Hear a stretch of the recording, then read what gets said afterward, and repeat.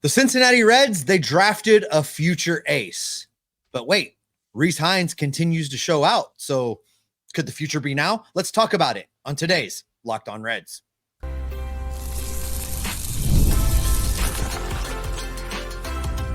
You are Locked On Reds, your daily Cincinnati Reds podcast, part of the Locked On Podcast Network, your team every day. Welcome into Locked On Reds. My name is Jeff Carr. His name is Steve Hoffenbaker, and we are happy that you're with us here today. Steve and myself have got like a combined 12 years of experience podcasting about the Cincinnati Reds. We have loved this team since birth, as much as it hasn't really loved us back. But hey, looks like things are on the up and up when it comes to this team. And we are happy to bring it to you every single day in a podcast that is hopefully accessible. You feel like you could talk some Reds with us. We're going to look at the biggest thing on everybody's mind, geeky numbers, geeky stats, and we're going to overreact to the everyday motions of the MLB Ocean, because Locked On Reds is part of the Locked On Podcast Network, your team every single day. And on today's podcast, we are going to get to the draft and how the Reds picked a guy that I don't think many of us expected, but it kind of feels like there's lots of thoughts that are going in a lot of different directions about all of that. I mean, many thoughts. We have got to, that's coming up a little bit later on. Is there some cause for concern with the pitching staff, namely a couple of starters? We'll dive into that here in a few minutes, but we got to start first with, honestly, what I think, and we always talk about the St. Louis Cardinals devil magic. I think the Reds are coming up with their own version of that. That's all coming up on this episode of Locked On Reds that is brought to you by Booking.com. Yeah, the right stay can make you a fan of any city, even your rivals. Check out Booking.com for your stay today. And where we will begin today is with the Reds lineup revival that has been led by Rece Hinds, just like we all thought. But I think that this points to something larger, Steve, and that is, when the Reds call up a guy, when the Reds bring up a dude that either makes his rookie debut or they bring a dude off the injured list and he begins his season, something happens with this group and they just go crazy. Yeah, I think we need to be honest with ourselves, right, Jeff? What has happened over the last two seasons from 2023 to 2024? This is not normal. This is not how it works. When you call guys up, they're not instant sensations like has been going on. I never in a million years would have thought we would see what we're seeing from Rece Hinds. And here's the thing that I keep coming back to, specifically with Rece Hinds. I've seen the Aristides Aquino comparisons, and I understand where people are coming from with that. But Rece Hinds has had tremendous at-bats. He gets in there, he's barreling balls at 110 plus miles an hour of exit velocity consistently. Listen, some of his hits were right at guys. He found gloves and he took the gloves right off the position player's hands. They couldn't catch the ball. He barreled them so hard. Rece Hinds has performed at a level that I never would have expected. And to watch what he's doing, to watch how he's going, and then to watch these at bats, yeah, he's getting around on balls. He's driving balls 450, 460 feet. But he's also sitting back and waiting for that breaking pitch and driving it the other way. He's also battling starting pitchers and making them work for it. He has clearly demonstrated he is not Aristides Aquino. He knows how to protect the outside lower third of the strike zone, where Aristides Aquino never figured that out. So I'm done with those comparisons already. Is Rece Hinds going to continue to hit 400, 500 all year long? No. Let's not be ridiculous. He's going to come back to earth, but at the same time, he's also not going to be the guy that can't hit a breaking pitch. I love what we're seeing from Rece, and they talked about it on the broadcast yesterday, Jeff. We see guys, they hit home runs, they have their celebration, right? You know, there's the bat flip, there's the strut in the trot or whatever. Rece Hinds has that smile. When he gets a hold of one, it's just that smirk of, I got you, boo. I got you. And he runs the bases. It's fantastic. There was a great picture that somebody caught, and I can't remember if it was Kareem or if it was whoever it was that got a chance to snap this picture, but as he hit the grand slam, and they caught him on his follow through, and just as he's following through, he's got the big old smile that you're like, oh, come on. I think that was Sam's shot. I think Sam got that one. Yeah. Sam Green. Yeah.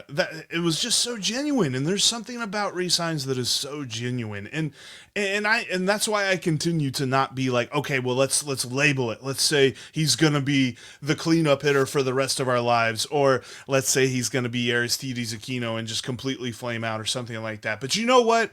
I do thank Aristides Aquino for at least preparing us for this, because if he does flame out, it's like, all right, we know how to deal with this. But quite frankly, I'm with you. I see different things about his game, and there are some times where he is just trying to make contact. He's not trying to pull the ball over to, Kentucky or West Virginia or wherever the heck the ball might go if he hits it as far as he possibly can sometimes. But he really does have progressions that he goes through in an at bat. So, with all of that being said, the kind of voodoo magic that I think that the Reds have had with all these different call-ups and these different debuts and things like that. Just real quick, Jeff, before we move on from Rece Hinds, 7 games. 1, 2, 3, 4, 5, 6, 7. 7 games. He already is a 1 WAR player in a week. He is a week away from being above replacement level already, having been here 2 weeks in the big leagues. It's phenomenal. Well, that's because he keeps doing this stuff that nobody's ever done. Like the most recent stat is no one in MLB history has ever had 9 extra base hits in their first 6 games. I think I wrote down 7, but that was the stat coming into Sunday's game. He ends up going an 0 for his first 0 for his career, but it's like, geez, the things that he can do. And he has led a revival for this team and the voodoo magic that is these call-ups that have just transformed this lineup in a way that we have never seen before, because the last 7 days, and that's not even just the last 7 games, it's the last 7 days, the Cincinnati Reds lead Major League Baseball, not the National League, all the majors, in runs scored, RBIs, home runs, doubles, on-base percentage, slugging percentage, and of course, if you lead in both of those, then you lead in overall OPS. Their lineup, what a time to be alive. Oh my goodness, it has absolutely come alive. And quite frankly, the biggest worry about this is the All-Star break going to kill it? Hopefully not. But this team, they're scoring the runs like we thought they would. So what say you to the people that will look at you and roll their eyes and say, but Jeff, Marlins, Rockies, come on, man. You got to do Marlins, it, man. Rockies. I mean, but those are the games you have to do those right. kind of things against, right? Those are the kind of teams that you have to play that way against. Listen, given everything the Cincinnati Reds have been through, and you and I talked about this a little bit while we were getting ready to start recording, the team heads into now the All-Star break 3 games under 500. If you had told me back a month ago that that's where they were going to be, I would have jumped up and down and screamed hallelujah. If you had told me a month ago that heading into the All-Star break, they would be just 3 games out of a wild card playoff spot, I would have told you, you're crazy. This team is playing terrible. But yet here we are. We're at the All-Star break. They're 8 games back in the National League Central. A long shot, but possible. They're 3 games out of the wild card. Definitely doable. This team's right where it needs to be as they start to get guys back. Look, it's a whole new season starting next week, Friday. Yeah, no, and I firmly believe that the Reds have a shot. This team is not going to let us quit them. Whoever it is that is us, it's not going to let us quit them, because the rest of this season they're going to be in it for 2 reasons. Number one, they've got enough talent to stay in it. They're showing us that at certain points, certain parts of the team can get hot. Think about this too, Steve. They haven't had a really complete performance for an extended period of time yet this season. They have a winning streak, but they didn't really have all of it together at that point. If they can figure that part out, we might be talking about a division. And I know we've written that off, but we might be talking about them getting back in it with the Brewers, because as much as they didn't make a ton of headway in these last 10 games worth of a homestand, they're still only 8 back from the Brewers. I mean, they're as close to the Brewers as the Braves are to the Phillies. I continue to say that. As much as people want to harp on, geez, look at this, the Reds are almost in last place in the NL Central. That's how close this division is. There's just so much that works with the talent of the Reds and the fact that the National League is overall pretty mediocre, that they're not going to have to go super crazy to be a playoff team. I think 84 wins gets them into the playoffs. Oh yeah, absolutely. And listen, I saw something over this weekend against the Marlins that I've been waiting to see. And I don't know how you feel about this. I didn't talk to you about it before we started recording. So real-time reactions here, but I saw for the first time the team feeding off of each other. I saw Rece Hinds' home run fueling Elly De La Cruz's home run, fueling something that Jamer Candelario did. Everybody started feeding off of each other. There was a game where they went back to back to back in an inning. Like they're starting to feed off of each other. And if they do that for a prolonged period of time, look out. The National League's not going to be able to contend with some of these hitters if 3 or 4 of these guys get hot at the same time. And I think we started to see the beginnings of that here in this Marlins series. And we finally got that revival of this lineup that has been dead for much of the year, at least on a consistent basis. Hopefully the consistency continues after the break. The problem is questions are beginning to emerge with the strength of the team, the starting rotation. We're going to get into those coming up next.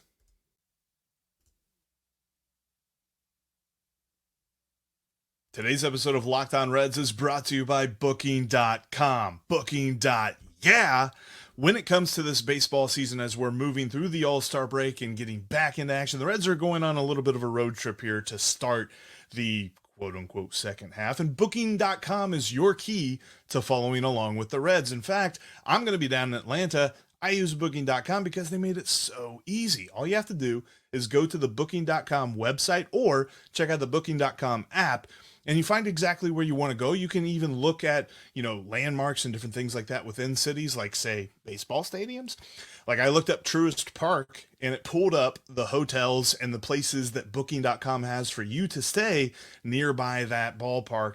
Makes it so easy. You can even go check out rival cities like Pittsburgh and Chicago and in Milwaukee and St. Louis, all that other stuff. Booking.com is going to make it easy. You might even find that you kind of like your rival cities.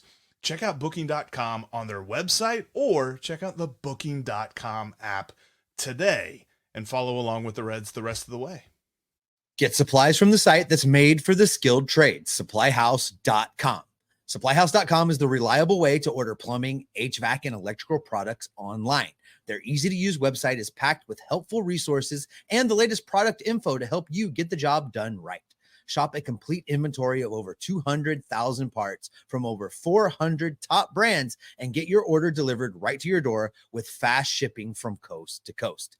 Need help with an order? Get expert support and industry-leading service from the friendliest folks in the business and talk to a real person each and every time.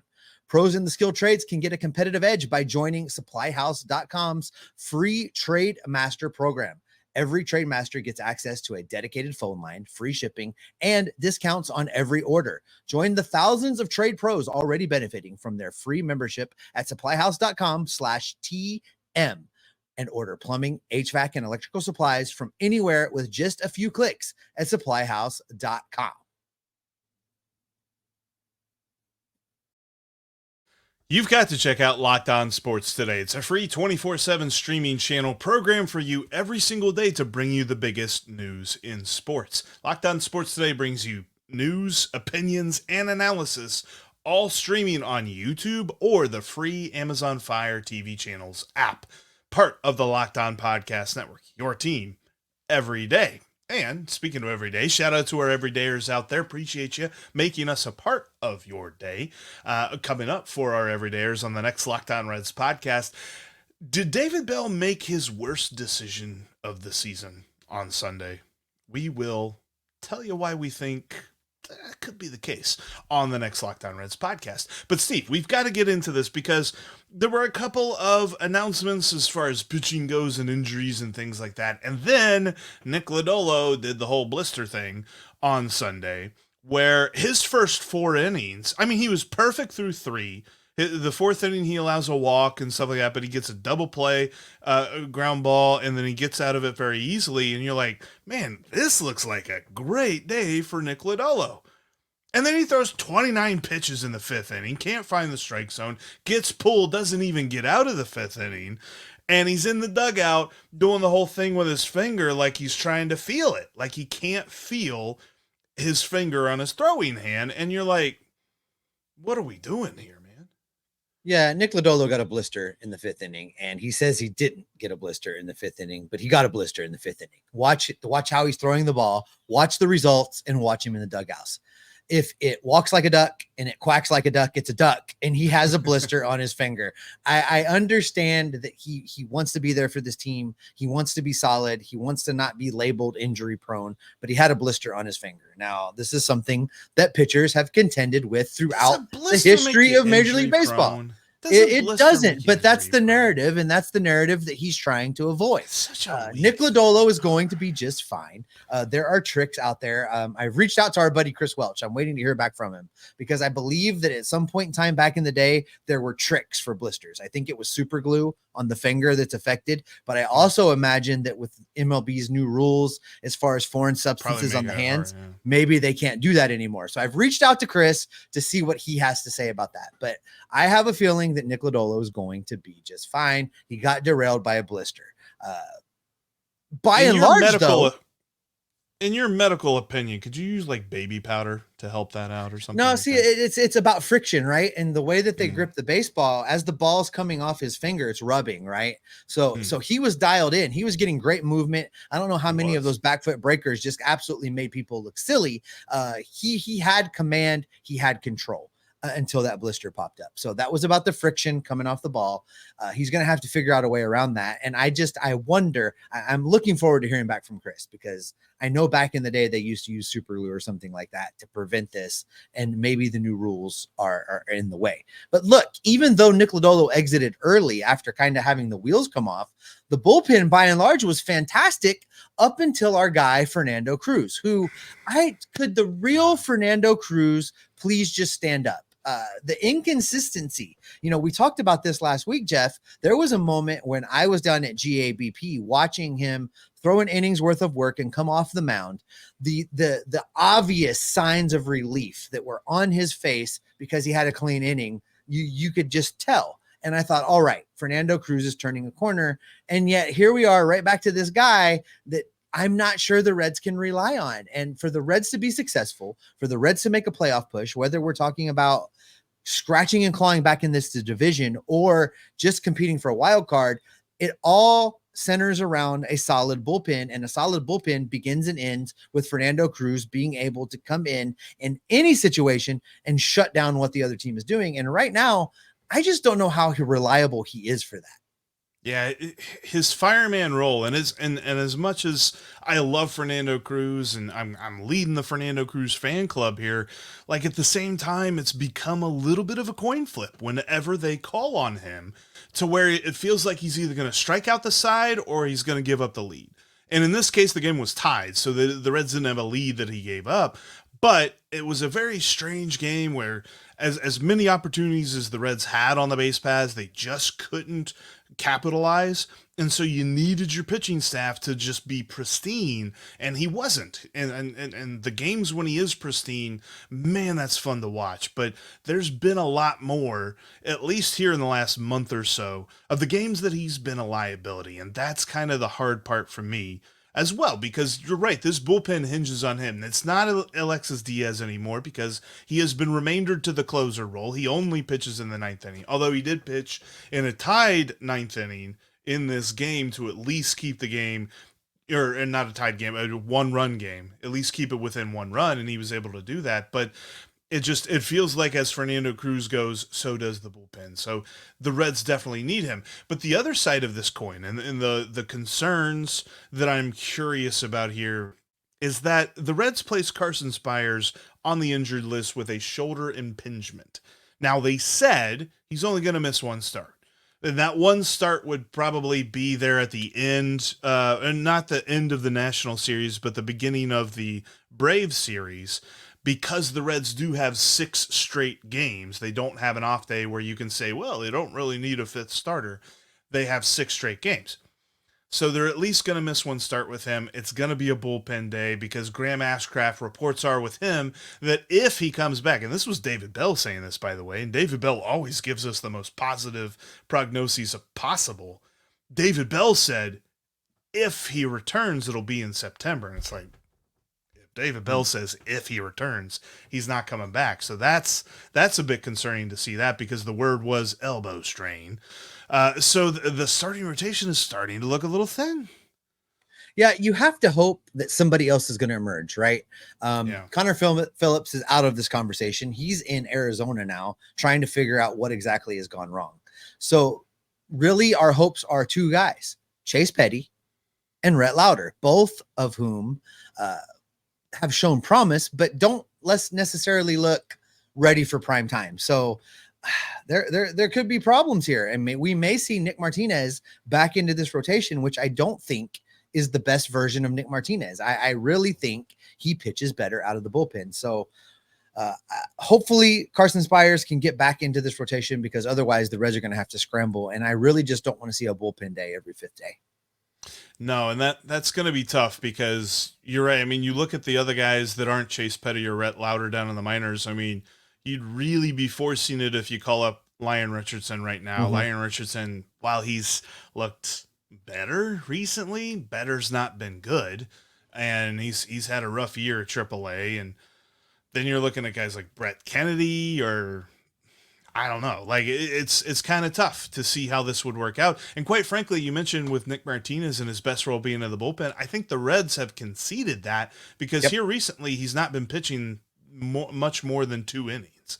And, you know, where it was 3 and 4. And I was talking about the Reds have this really interesting, strength now that they have multiple guys they can go multiple innings with. We haven't seen that in a while, and I wonder if that's gone away. So as much as we have been loving the pitching going into the All-Star break, it kind of feels like there's a little bit of weaknesses forming in the armor. Hopefully those get cleared up very quickly over the break. All right, Jeff, this is what I know. We've got a couple days now to figure this out. The Reds have finally made it to the All-Star break.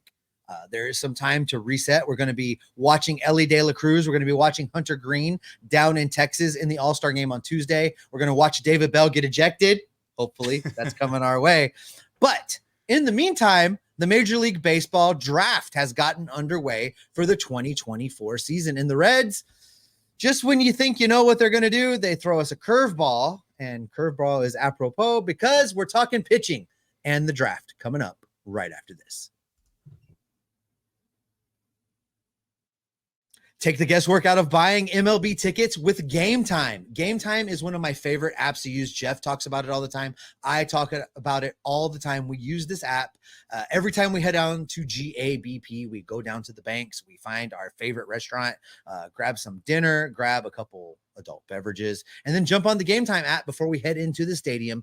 They've got all-in pricing. We know exactly what we're going to pay. We know GABP backwards and forwards. But if you're ever going to a venue and you don't know what's up, well, Game Time has you covered, because they have views from your seat. Just download the Game Time app today. Just got to create an account. Use the promo code LOCKEDONMLB for $20 off your first purchase. You're going to get $20 off already deeply discounted tickets. Those all-in prices is great. You know exactly what you're going to pay. You know exactly what the seat view is. You know exactly what you're getting yourself into.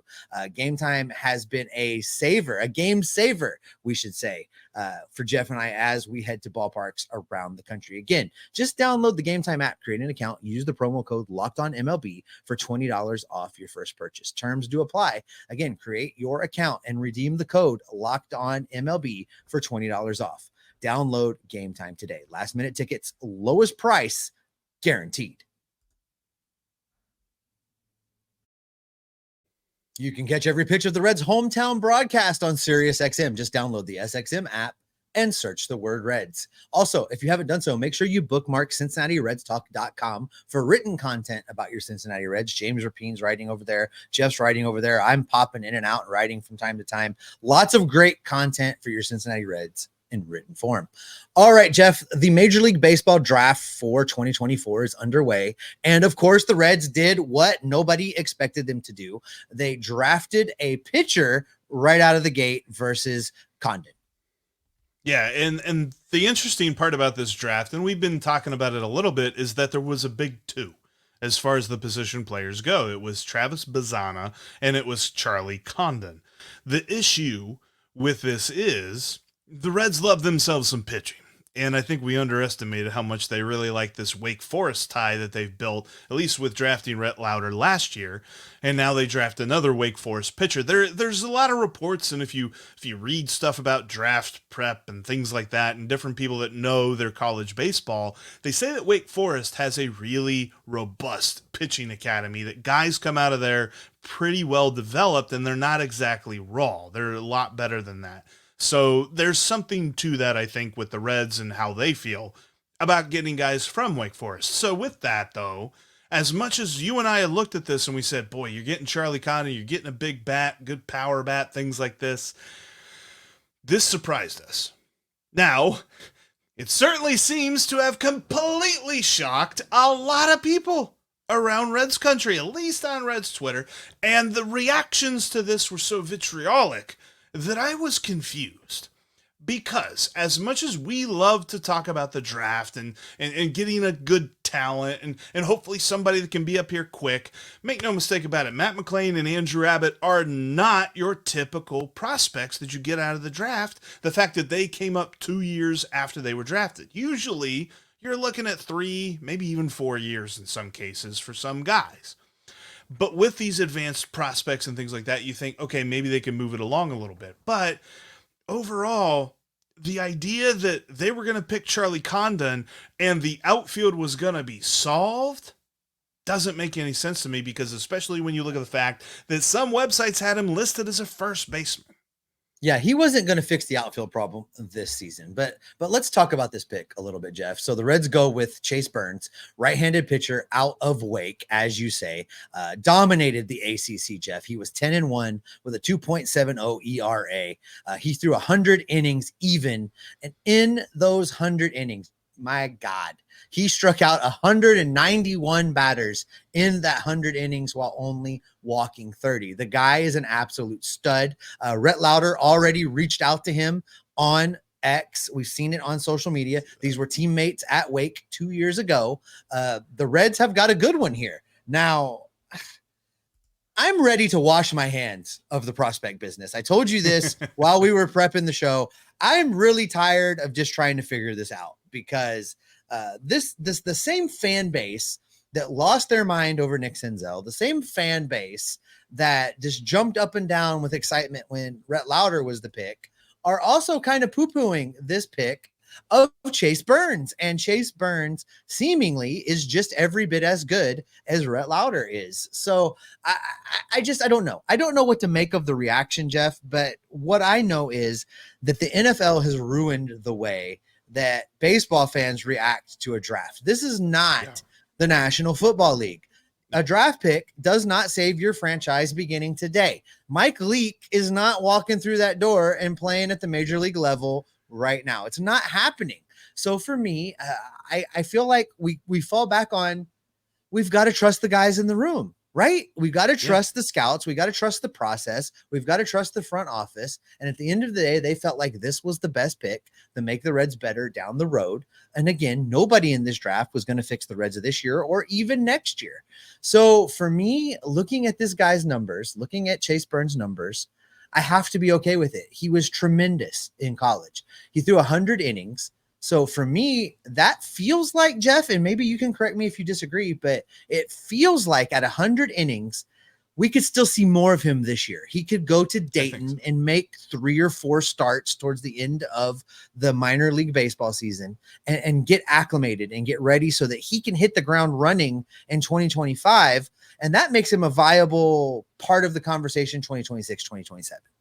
Right. No, I 100% agree with that. And kind of adding on to this a little bit, like, understand that Chase Burns was widely accepted as the best pitcher in this draft. There were some arguments that there was a left-hander named Hagen Smith out of Arkansas that might have been better, but most people had Chase Burns at the top, including Locked On MLB's own draft expert, Jeff Ellis, as he kind of breaks down here. He also compares Chase Burns to a name that you're going to have heard this season unless you've been living under a rock.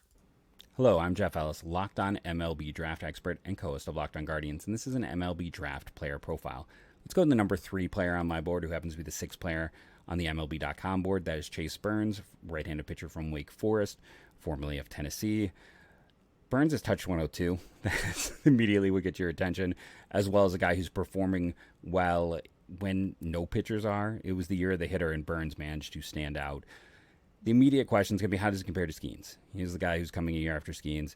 And in terms of pitch mix, he's close. Like, his fastball isn't quite Skeens. His slider is in the same range.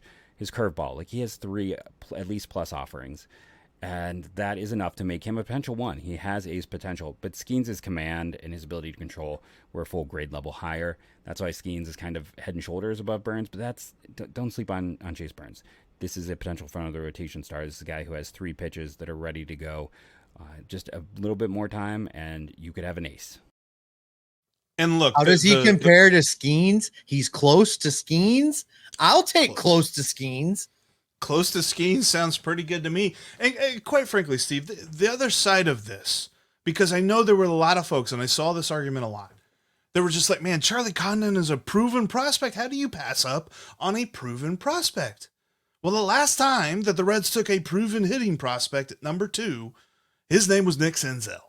Ooh. So just to say that a guy is a proven prospect when you draft him, you still have to develop him. You still have to move him through your minor league system and get him ready for your major league club. And that's to kind of indict the way that the Reds used to develop players, and I think that they're better at it now. But the whole point of this is drafting guys does not mean that you just got yourself a middle of the order hitter. You still got to work through it. You still got to figure it out. And whether or not Charlie Condon does, I don't know. Whether or not Chase Burns does, I don't know. But I know this. They got a good talent here, a guy who could be at the top of the rotation if everything works out. Charlie Condon, he might be a middle of the order hitter for the Colorado Rockies here in a couple of years as well. But I know this does not, for me, say that the Reds failed in any certain way when you get the best possible player at a certain position. Like that part makes no sense to me whatsoever, and I disavow any of that. Like I'm not sitting here saying that Chase Burns is the second coming of Randy Johnson. And I still got to see him really do a lot of work and figure things out before I'm ready to just get super excited about him. I'm on the same level with you with that. I'm not going to go crazy and say, all of a sudden he's the most untouchable prospect I've ever heard of. But at the same time, I'm not going to lose my mind and say that this was a bad draft pick because we just don't know at the end of the day. One quick positive note before we get out of here, Jeff. Let's look in on the futures game. I don't know if you saw this or not, but our guy, Cam Collier, MVP Hit a of bomb. the futures game down in Texas. He did a thing down there. And look, I've talked about this a couple times, Jeff. I think that Cam Collier is Elly in his first year of prominence, right? Like, he's doing things that's getting everybody's attention. So I love to see what Cam Collier is doing. I love the progression. I'm looking very forward to see what he does next year, because I think next year with Cam Collier is going to tell us everything that we need to know. He's either going to take that next step and be that guy or not. And I'm trying not to get too excited, but man, can he hit and hit well down there at those lower minor league levels. And I'm really hoping that the Oakland A's watch the futures game, because Brent Rooker, Cam Collier, let's go. Brent Rooker's hitting over 290, got 21 homers. Give me Brent Rooker right now for Cam Collier. Let's call it done. Anyway, that's how we're going to end today's podcast. Thank you so much for checking out today's Locked On Reds podcast. Make sure that you're following us on your favorite podcast apps. Wherever you go, you can listen to us on, iTunes or Spotify or something like that. And make sure you're following here on YouTube and click that bell to subscribe and get notified whenever we've got new content for you. Why, Steve? Because we're going to keep you locked on Reds every single day.